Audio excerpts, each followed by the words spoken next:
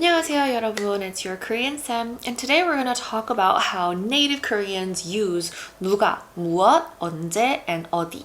Now, when you first learn these words, it's pretty straightforward. They're just words that you use to ask who, what, when, where. But I'm going a little bit deeper today, and I'm here to tell you that it can actually mean a little more than that. So this video is recommended, I would say, for maybe intermediate and above, someone who is already comfortable with these words and can kind of differentiate subtle intonations and nuances and things like that in Korean. I just thought I would do more videos like this because there are so many beginner resources out there, but maybe not enough for people who want to take their Korean to the next level. Now, 누가, 무엇, 언제, 어디. They do mean who, what, when, where. But as I said, they can mean a little bit more.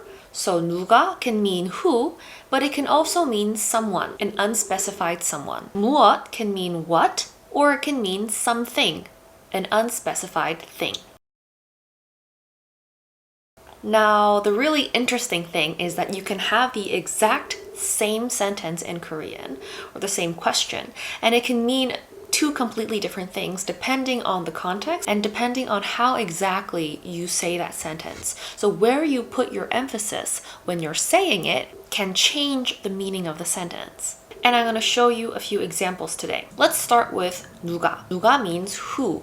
Let's look at this sentence. 이거 누가 먹었어요? A beginner would translate this as who ate this? And it is the correct translation of the sentence.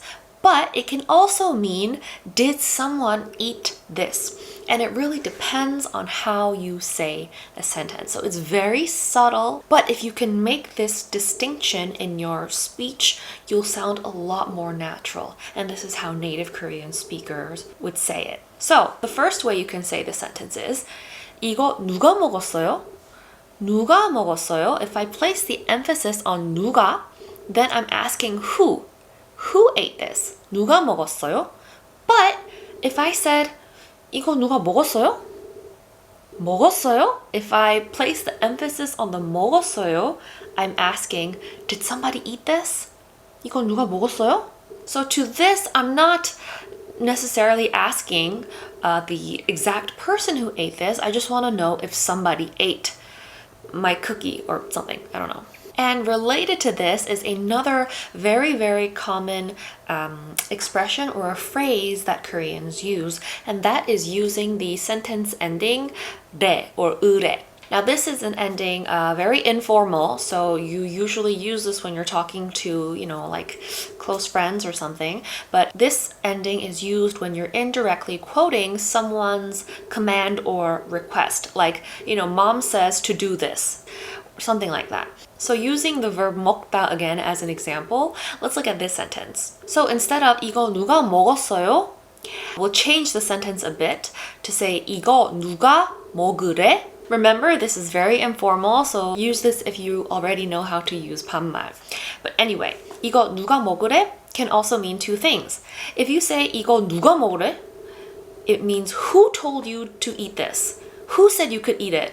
So you would say it to someone, I guess, who's eating your cookie or something without permission. So 이거 누가 먹으래? Who told you to eat this? So that's a way of admonishing someone, telling them that you're not allowed to eat it. But it can also be interpreted a different way. So if you say 누가 먹으래? Right? 누가 먹으래?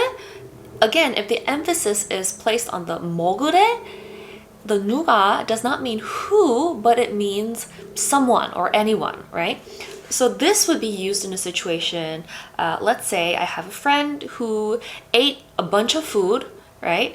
And now she's regretting eating it because she feels so full and she can't digest and like she overindulged a bit. In that situation, I could say, 누가 먹으래? Did anyone tell you to eat it? Like, no one told you to do this. That's on you. So when you want to say something like it's your fault, that's on you. You can use 누가 and then some verb and then end it with a 으래. So 누가 먹으래? So again, this is a very conversational phrase, but if you can use it, you'll sound super, super natural. Okay, so we did 누가. Let's look at 무엇 or 뭐 if you shorten it. Like I said before, 뭐 can mean what, but it can also mean something. So let's look at this example. 제 얼굴에 뭐가 묻었어요? 제 얼굴에 뭐가 묻었어요? So if I put the emphasis on 뭐, 제 얼굴에 뭐가 묻었어요? 뭐가 묻었어요? It means what is on my face right now. So I know there's something on my face already and I want to know what it is. 제 얼굴에 뭐가 묻었어요? So what is it that's on my face? But if I say 제 얼굴에 뭐가 묻었어요? If I place the emphasis on 묻었어요? 제 얼굴에 뭐가 묻었어요? It means, is there something on my face? I'm not sure if there's something on my face. Can you check for me? So I'm not asking you to tell me specifically what it is, but I'm asking if there is anything on my face at all. So depending on where you put your emphasis, it can mean those two things. Next, let's look at 언제. 언제 means when. This one I would say isn't as confusing as 누가 and 무엇 or 뭐. Usually when you want to use 언제 to mean sometime, I would say oftentimes it's followed by 한 번, like 언제 한 번. And this is an empty promise that a lot of Koreans make, but they never mean. So if you met like an old friend and you're like, 우리 언제 한번 밥 먹자. 언제 한번 만나자. 언제 한번 술 마시자. Let's do something sometime. Let's get together. Let's have drinks. Let's have a meal. People say that a lot even though they never mean it. But 언제 한번, it doesn't mean when specifically, it just means sometime. And the last one is 어디. 어디 means where, but it can also mean somewhere. So the example I'm going to use for this video is 친구는 어디 갔어요?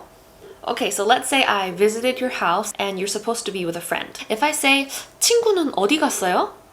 친구는 어디 갔어요? It means where did your friend go? So I'm placing the emphasis on 어디. 친구는 어디 갔어요? Where did the friend go? But if I say 친구는 어디 갔어요? I'm saying it a little fast so I could, sound natural. But 친구는 어디 갔어요? If I place the emphasis on the 갔어요. 친구는 어디 갔어요? I'm asking, did your friend go somewhere? Like, I'm not really curious about where specifically the friend went. I'm just asking if the friend went somewhere and is not here right now. So that's all I have for this video. 누가, 무엇, 언제, 어디. So you might have seen these words used in a different meaning, like the one I just shared with you today. Hopefully you won't be so confused about it when you come across a similar sentence. But yeah, that was it for today. Thank you for watching, and I'll see you in the next one. 다음 영상에서 만나요.